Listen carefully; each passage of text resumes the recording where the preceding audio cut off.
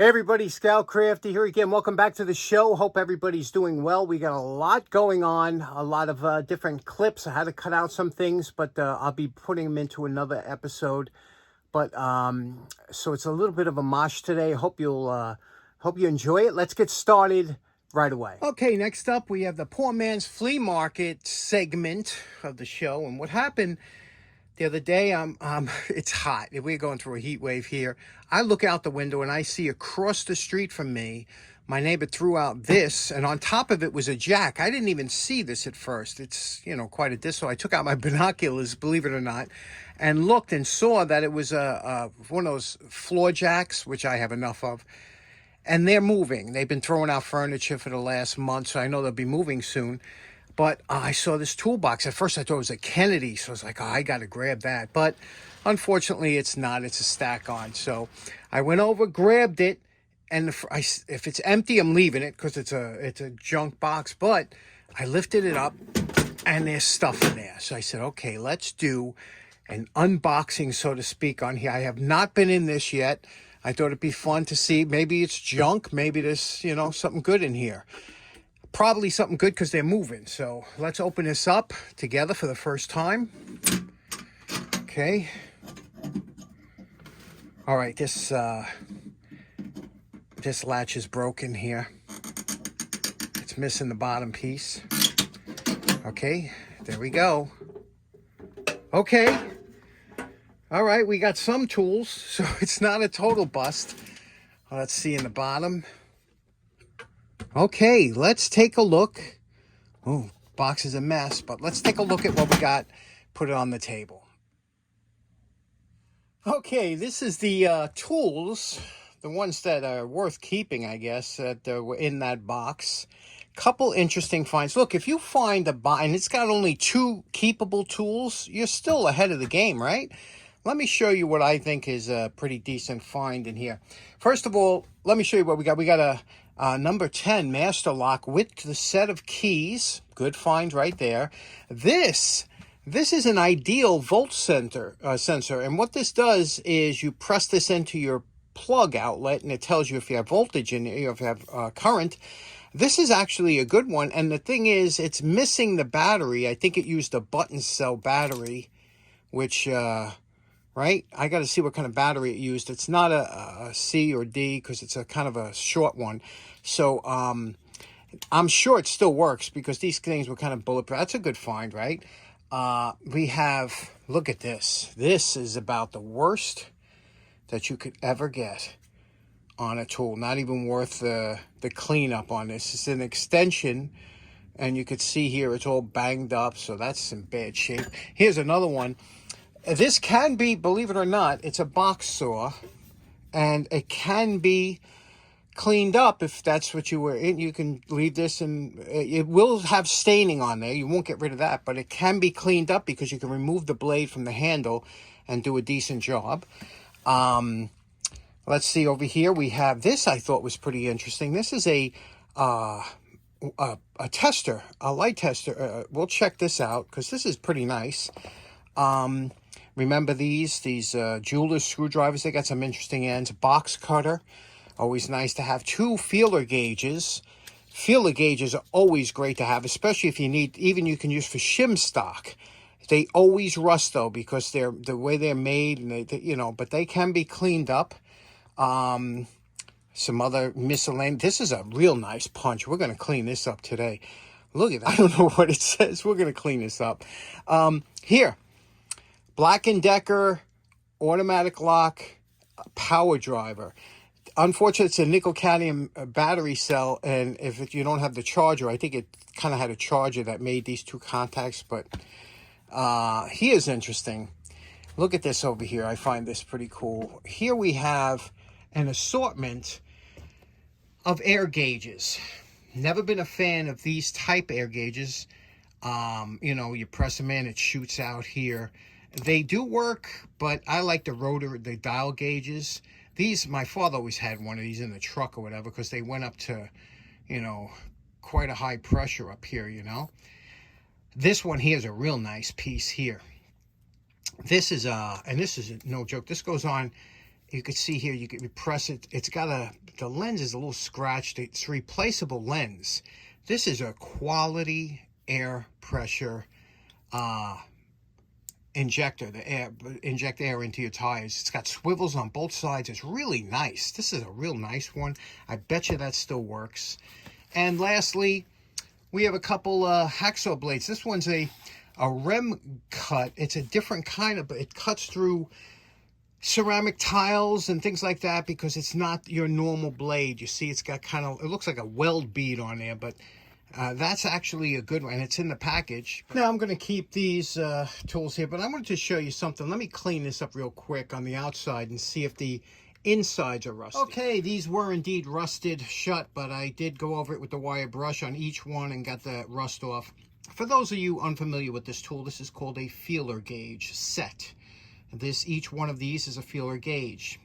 They're usually marked. You can see here 032, that's 32 thousandths of an inch.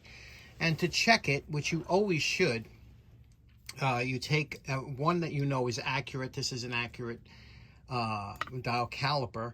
We're going to go, that's 32 thousandths, and you can see when we put it on here, it measures 32 thousandths. Can you see that? So that's how you check your feeler gauges to see if they're accurate, because if you really need to be accurate, which we don't, if you're 1 or 2 thousandths off for most things, it don't matter. However, if you're doing some machinery work or something like that, you have to be within a thousandth of an inch. But for spark plug gaps, really a thousandth is fine. So here you see 30, 35, 40, and if you go over here like this, always it's a good idea to measure them. Here we go. We're going to go to this piece of wire here. That's 30. You can see it's right on the money. This one's 35. Yeah, we're about 1,000 short on this one. It's 34. And this one here is 40. Let's see what it reads. And 40,000. So we're very close, you know. This particular tool here is to open and close the arm on the spark plug. And a little wire brush here, and I guess this is to insert the spark plug. If you put this in here, you could twist it in, but this little tool comes in handy. These always come in handy, but they do rust up. So if you have one of these, don't keep it in the toolbox outside. They will rust up like this one did. And then once you clean it and you get all the rust off, if you do have it, now we're just going to put some mineral oil on here and work it through. And then we'll have it in storage. Next up, so many times you'll see a tool like this in the quarter box, and people just overlook it all the time. Sometimes it's not worth cleaning up, but these two tools I think are worth cleaning up, and I want to show you how nice we could make them with a little elbow grease. Okay, this is just with the wire brush. Do not underestimate what the wire brush can do. It's back in service as far as most people be concerned with just the wire brush. That's all you need to do. And we'll get to the handle later. As far as the, this is a Mac punch. And let me tell you, Mac is great tools. And you can see here, though, this is where the rust has really eaten into the metal there. But we can fix that. We can fix anything, right? So what do you say we turn this into something like new old stock? And the same with this. We'll turn this into, we'll get rid of all of that, the pitting that's left, and make this like NOS. Here we're using a worn 120 flap disc. Okay, we're calling these two finished. Here we brought back this nice Stanley screwdriver. You see we did the tip. Tip came out nice, right? And we did that. Remember, it was all rusted here. We polished it out, and so that one's good. And also we plastexed the handle, of course. That came out nice. But this Mac chisel, look what we did here. We blued the handle here. You see the bluing, how it don't go past the markings there, you know, that where the transition from the taper to the hex. That's a nice feature, right? And left the back polished around the edge there. You see the edge in the back? So this one came out. Remember how that looked? Remember how it was all crusty? And two nice tools from that find. What do you think? Next up, I restored this wonderful little tester here. Now this tester, there's a bulb in there. Okay, you could see it through here. I polished this out. If you look close, you could see the bulb in there with a spring wrapped around it to hold it tight. It's got a nice probe on here, very sharp. You could probably puncture wires. This is a mostly used for automotive, but the bulb in there is good for 14 volts. So anything up to 14 volts, this will show if you have power. You would clip this on your ground or whatever, and then you would punch and see whatever you want to do. And it comes in real handy, especially if you're trying to trace some light problems, things like that. Let me show you how it works with Fred's voltage supply. Okay, we have the voltage kicked up to about a little over 12 volts to show you how bright it is. We have this on the ground, and I'm going to press this in here. Watch the handle as I press it in. You see the light that comes on. It's a nice bright light. But again, like I said, it works on anything up to 14 volts. So let's drop it down here. We'll drop it down to, here we go. You see how that's down to 2 volts. I guess 2 volts, you could just see it glowing there. Let me bring it up a little bit. You can see the variable. That's what's nice about the variable. You can see here we have 5 volts. Okay, there we have 7 volts. So you could see you could use this for anything that to trace. Isn't that nice? This is a great thing. And this one's USA made, unlike the foreign ones that you usually find. So this is a real gem. Again, found in the trash, right? That's a really good find. Okay, next up, one of the nice things about doing a weekly video is that when I see something that I want to try and fix or something, I could order the parts and you don't have to wait. So I was able to find the spec sheet on this on the internet, on this Ideal proximity indicator, and you could see here I ordered the batteries. These are LR44. These are vintage style batteries. This was one of the first button cells they invented, but I have to tell you something. Most of the things that use this button cell, like digital meters, digital calipers, anything, they every time you use it, a month later you go to use it again, it's dead. That's the big problem with these. Now, the one thing nice about this is, I believe, if you see this little pocket clip here, there's a, do you see that? There's a contact behind it. So I believe when you press this like this, that activates it. So it's not on all the time and shouldn't go through batteries like, you know, like crazy. So let's load 2 batteries in here and see if this thing works. Keep your fingers crossed. Okay, I loaded the batteries in here. And let's test it out here. I plug this plug in. Now, this is a proximity sensor, meaning if you go close to a live wire, it's supposed the alarm will go off. So let's press the down to make contact with the clip down, and here we go. You can see here. And anywhere else that you come.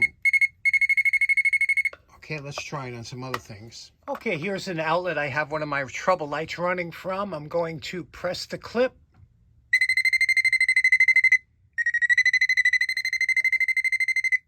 Seems to work very nice. Here's that small extension cord. Okay, I would consider that a decent find, right? 61063, Ideal. Next up, I'm doing some cleaning upstairs. I came across a box of tools that I must have stuck in the kitchen under one of the chairs. This is actually a box of tools that I picked up one time at the Long Island tool meet.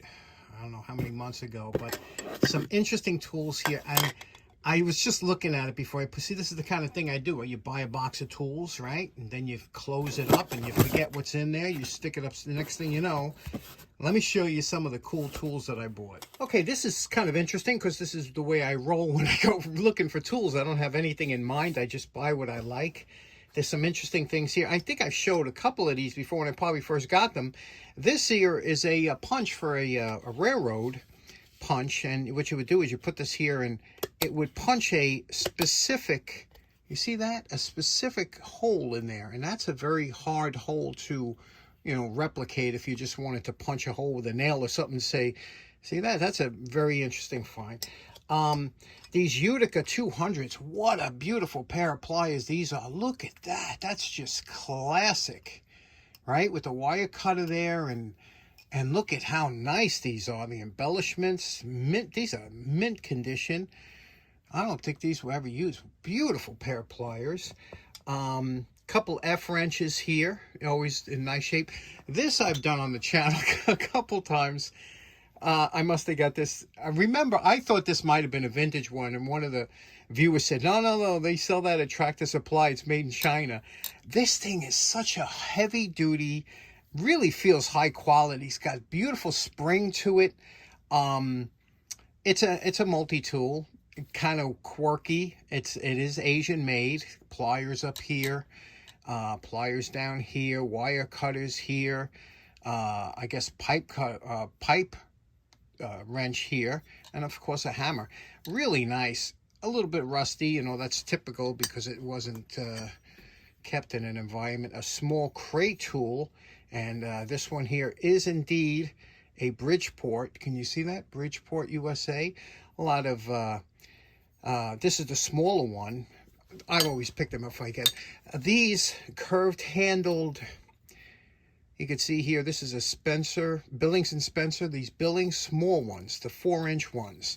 They are so nice to, you know, to use with your hand. These really are nice. Remember these, the double edge adjustables?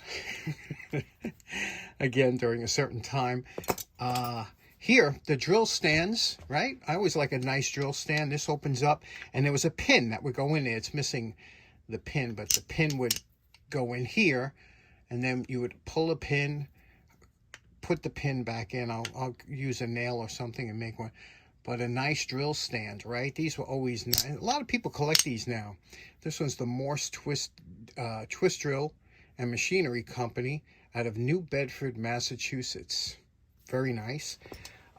Beautiful, beautiful pair of Crestalloy. Crestalloy had such great steel.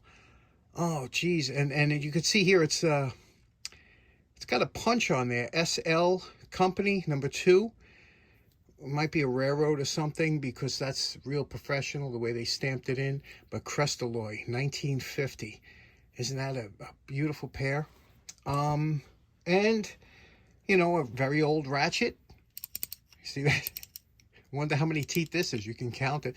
And then to reverse it, you would just lift this wire to the other side of this, and now it's reversing. Isn't that something? This is an old one. Will B. Lane out of Chicago. Patent. January 14th. Is that 08? You could probably see better than me. And look, a nice, always like these early utility knives, but this one here's got a hook blade in it, a Stanley hook blade.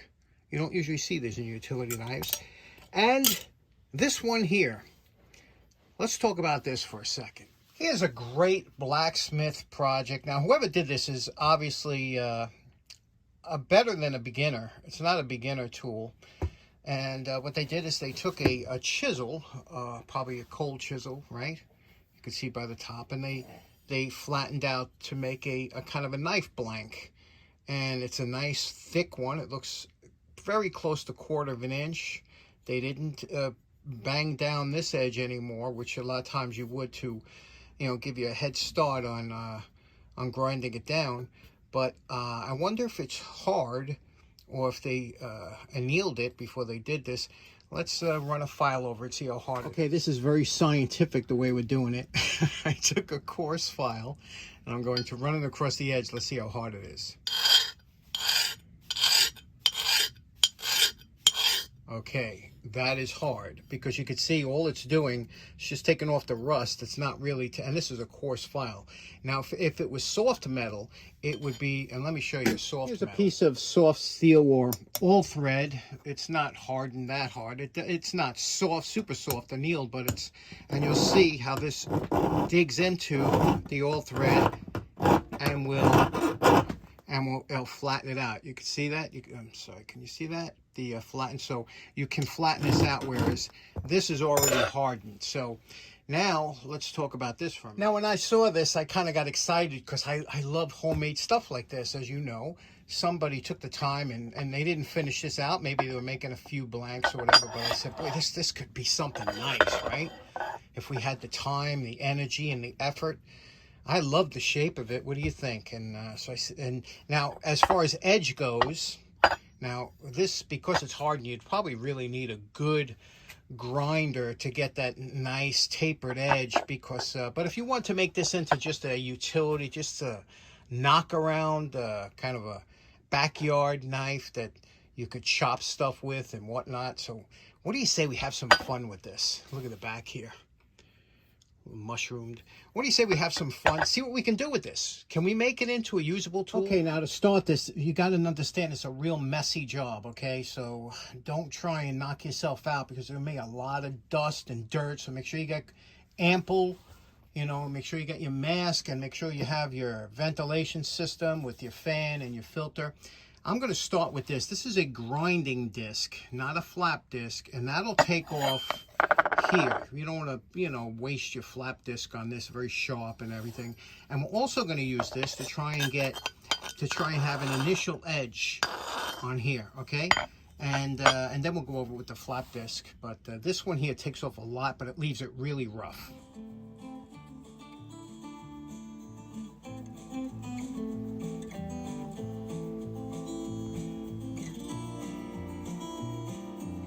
Okay, step one, you can see what we did here. What a rough grind, huh? Remember that grinding, it's just a disc that just cuts through, but you see what we did? Now the flap disc will make it much better, much more pleasing, flatter. Also drew a line in the center here.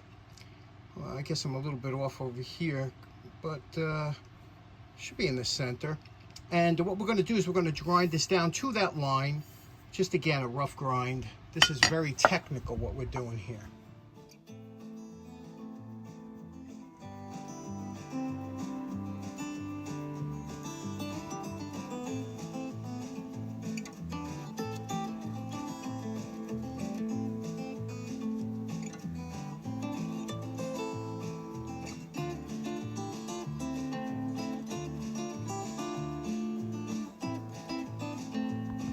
Okay, this is starting to look real nice, isn't it? That's just with the 60 flap disc. Now what we're going to do is we're going to put a little tempering on the blade. Now it's been hardened. You got to harden it, then you got to temper it so it's not so brittle. We're going to heat it up, get it to a straw color, and that will temper it and make it very tough so it's not brittle. After that, we'll get down to the final edge, because the edge is still a little bit thick, and we're going to get the profile we want.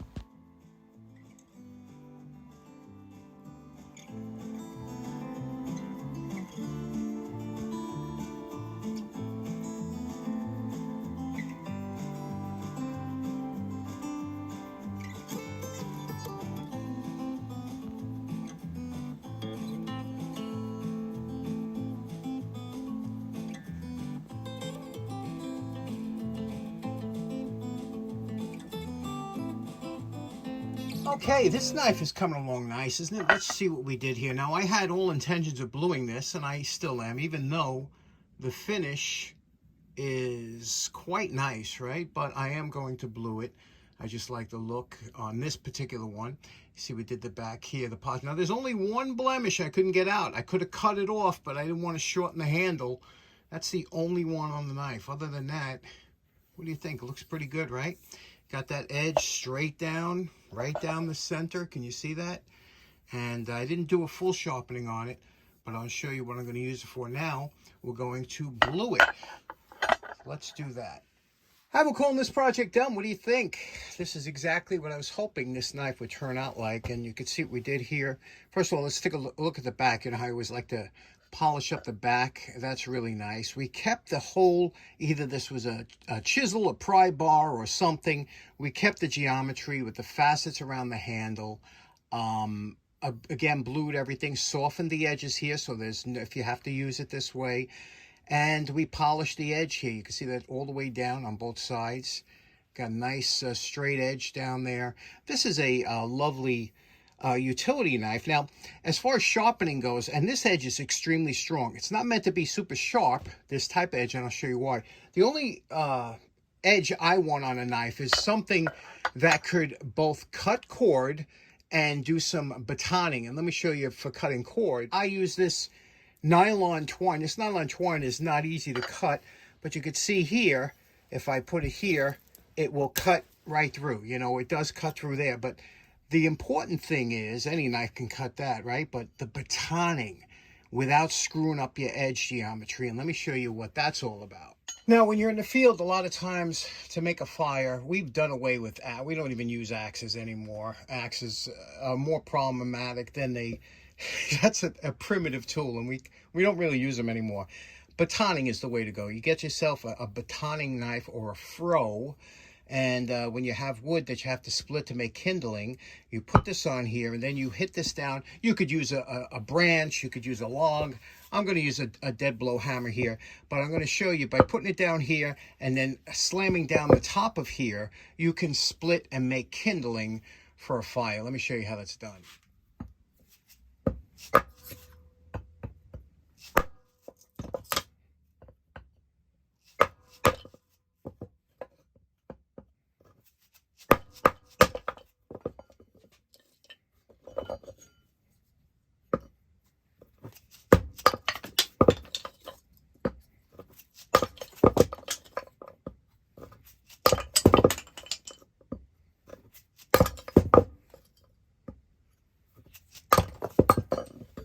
Now, in the matter of a couple minutes, you can have enough kindling to make a fire, and then you can get it even down thinner to make your tinder.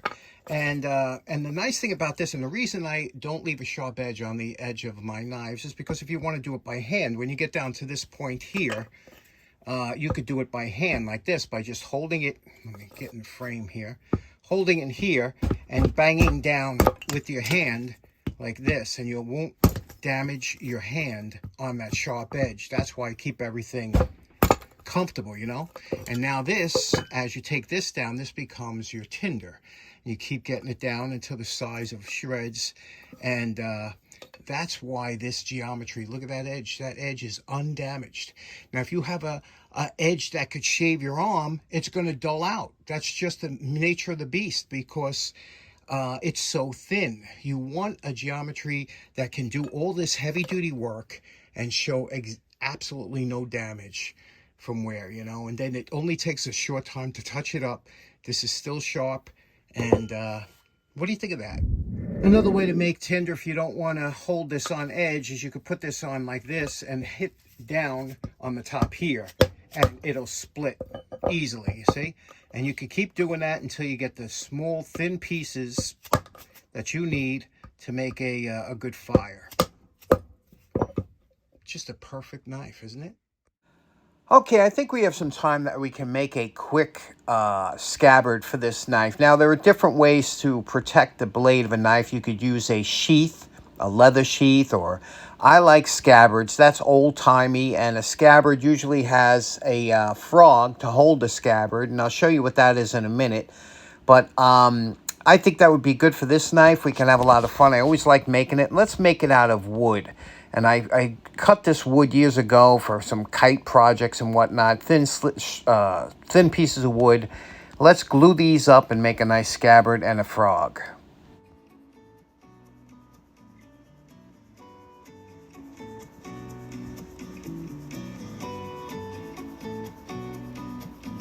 Okay, now we have our scabbard just about done. You see we cut this here. Okay, we just gave it a quick sanding, nothing crazy. Left 2 weep holes in case any water gets into the scabbard. Now we're going to stain it and shellac, and then we'll make the frog for it, and that'll be good.